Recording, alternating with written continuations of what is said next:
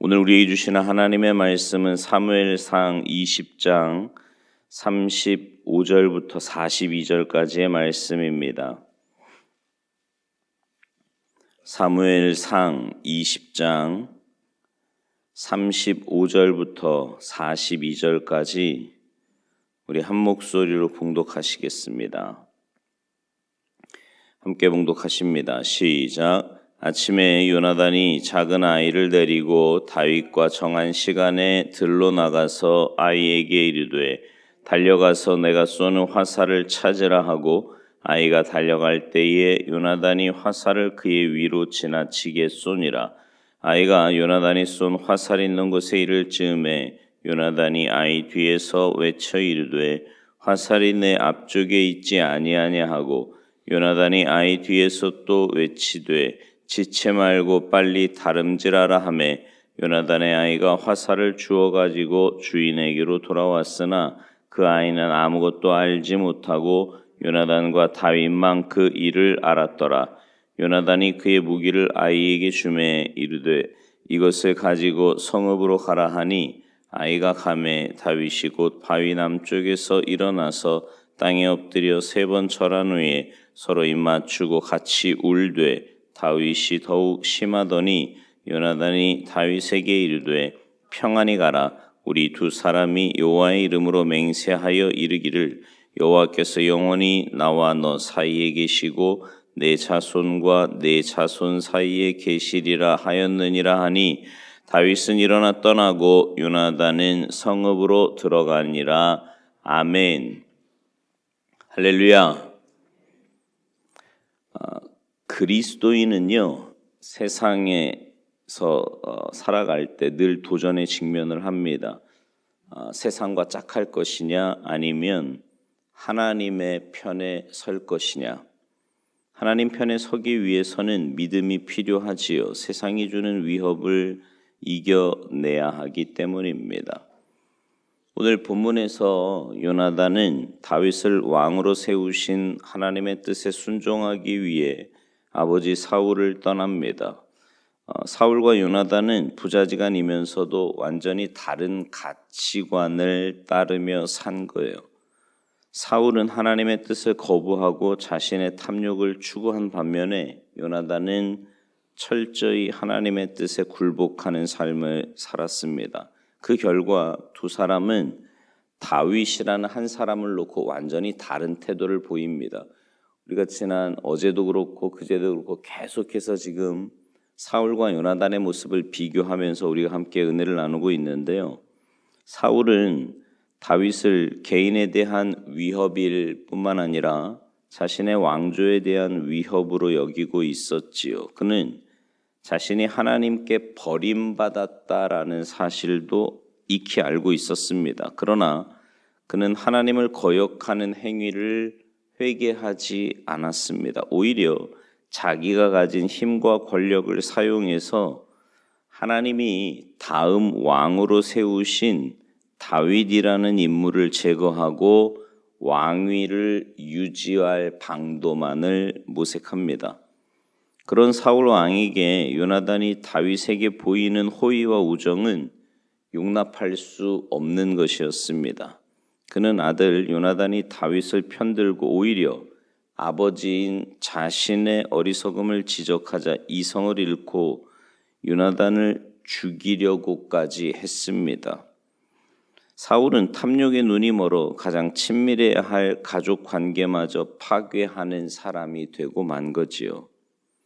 탐욕에 사로잡힌 사람들은 이처럼 다른 사람의 희생과 아픔에 무감각해지고요.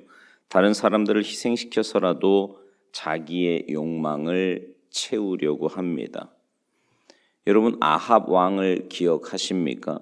그는 자신의 별궁 가까이 있었던 나봇이 소유한 포도원이 너무나 탐이 났어요. 그는 나봇에게 값을 치르고 그 포도원을 사겠다고 했지만 조상이 물려준 기업을 나봇은 함부로 팔 수가 없었지요. 결국 아합과 왕비 이세벨은 그 나봇을 죽이고 포도원을 차지합니다. 그러나 탐욕 때문에 사람을 죽인 그들은 결국 하나님의 철저한 응징을 받았습니다.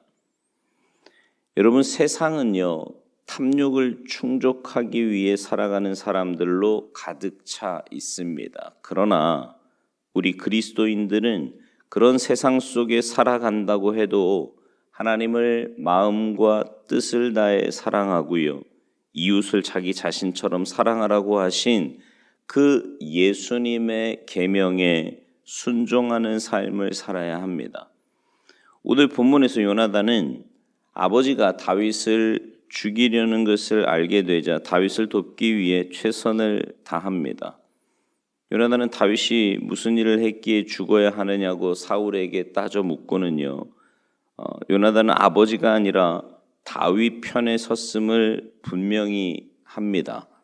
아들로서 아버지를 사랑하지만 자신의 이익을 위해 죄 없는 다윗을 죽이는 일에 동조할 수 없었던 거지요. 아버지가 다윗을 죽이도록 내버려 둘 수도 없었습니다. 그래서 요나단은 아버지의 뜻을 거부합니다. 비록 자신이 왕위를 계승하지 못하더라도 옳은 길을 가고자 한 거지요. 아버지를 등지는 일이 있더라도 하나님의 편에 따르기를 선택한 겁니다.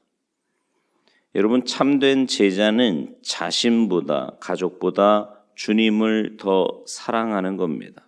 요나단은요, 하나님이 다윗을 왕으로 선택하셨다는 것을 깨닫고 그분의 뜻에 전적으로 순종했습니다. 요나단의 눈에는 다윗을 죽이려는 아버지 사울의 행위가 하나님의 뜻에 정면으로 도전하는 어리석은 행위로 보인 거예요.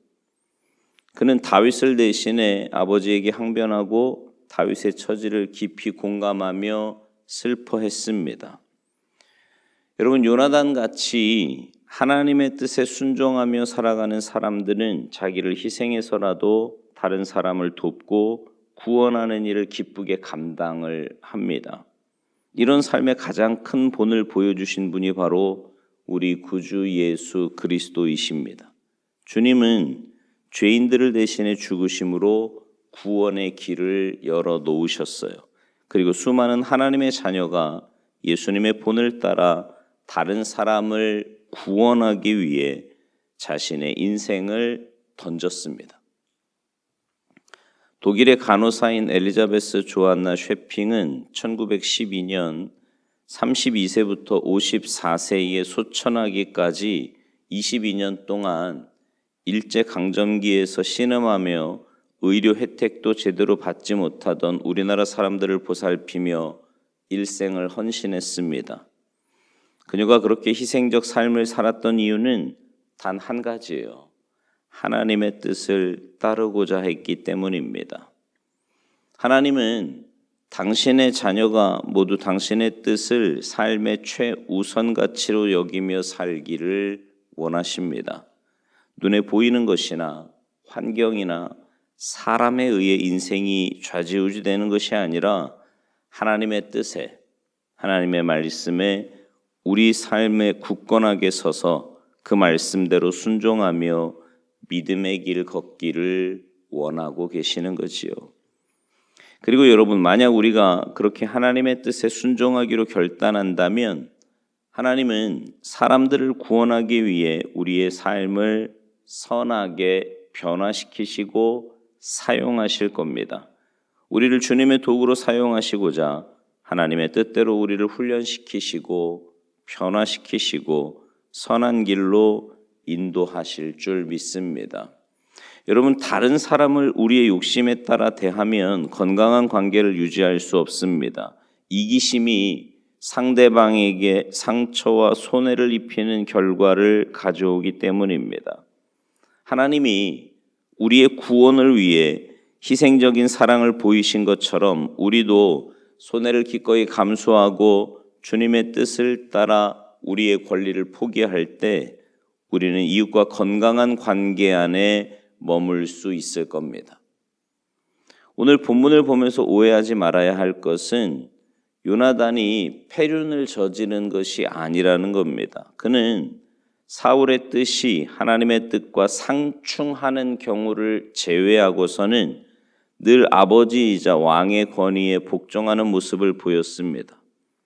우리는 살면서요, 복잡한 이해관계 앞에서 단 하나를 선택해야 할 때가 있습니다.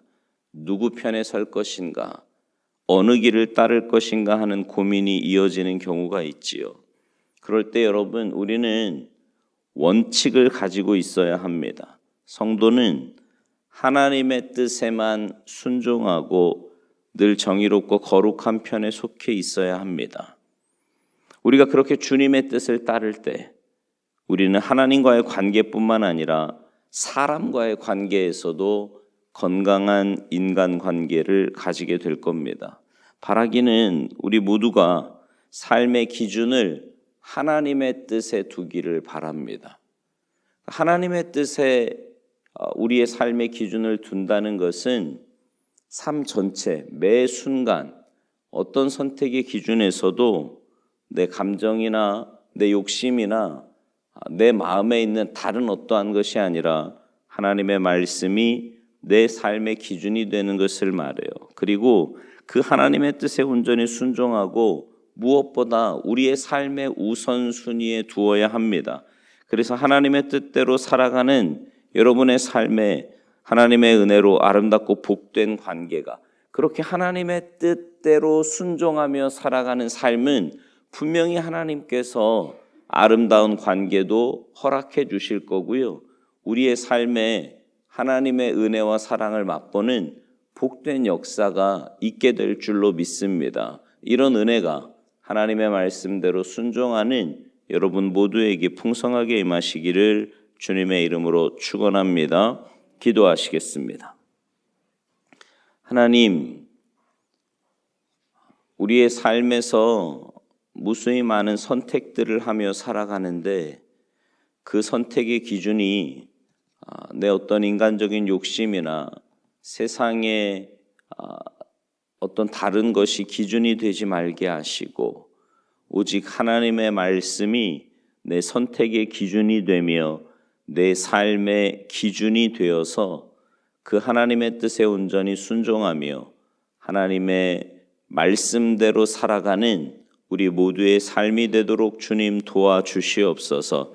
그래서 하나님, 그렇게 하나님의 말씀대로 순종하는 자의 삶에 예비하신 하나님의 놀라운 은혜와 복이 우리의 삶 가운데 풍성하게 임하게 하시고 그런 우리의 삶으로 날마다 주님 살아계심을 증거하며 살아갈 수 있도록 은혜 내리어 주시옵소서. 감사드리며 예수님의 이름으로 축복하며 기도하옵나이다. 아멘.